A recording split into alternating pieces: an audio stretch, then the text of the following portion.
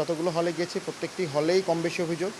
বিশেষ করে ছাত্রদল এবং ছাত্র শিবিরের যারা মানুষজন আছে তারা একদম ভোট কেন্দ্রের বাইরে আপনার লিফলেট বিলি করছে, যেটা একদমই ভোটের দিন আচরণবিধি লঙ্ঘন।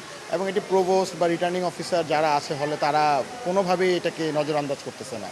আমরা আবার এরপরে দেখলাম যে বিভিন্ন হলে ভোট হয়ে যাচ্ছে কিন্তু হাতে কোনো আইডেন্টিফিকেশন মার্ক নাই, কোনো কালি দিচ্ছে না।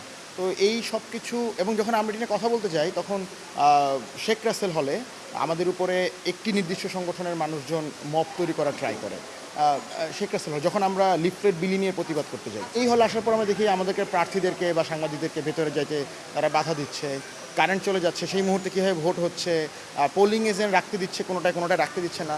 এই সব কিছু আসলে ভোটের যে পরিবেশটাকে আমাদের কাছে মনে হচ্ছে যে বাধাগ্রস্ত করতেছে। আমরা নির্বাচন কমিশনের কাছে সবগুলো হল ঘুরে একটা লিখিত অভিযোগ জানাবো।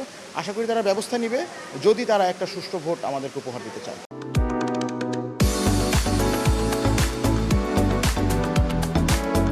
জাহাঙ্গীরনগর বিশ্ববিদ্যালয়ের শিক্ষার্থীরা সকল আন্দোলনে সবসময় সচেতন ভূমিকা পালন করেছে। তারা হুজুগে কোনো কিছু করে না। তো আমরা সেই জায়গা থেকে মনে করি জাহাঙ্গীরনগর বিশ্ববিদ্যালয়ের শিক্ষার্থীরা এমন প্রার্থীকে বেছে নেবে যারা জাহাঙ্গীরনগর বিশ্ববিদ্যালয়ের প্রাণ প্রকৃতি, জাহাঙ্গীরনগর বিশ্ববিদ্যালয়ের কালচারাল অরাকে আপহোল্ড করে। এমন কোনো গোষ্ঠীকে বেছে নেবে না যারা জাহাঙ্গীরনগর বিশ্ববিদ্যালয়ের যে কালচারাল যে আইডেন্টিটি, সেই আইডেন্টিটিকে ধারণ করে। সেই জায়গা থেকে আমরা মনে করি জাহাঙ্গীরনগর বিশ্ববিদ্যালয়ের শিক্ষার্থীরা, আমরা যারা জাহাঙ্গীরনগর বিশ্ববিদ্যালয়ের কালচারাল অরাকে আপহোল্ড করি, তাদেরকে বেছে নেবে। সেই জায়গা থেকে আমরা আশাবাদী।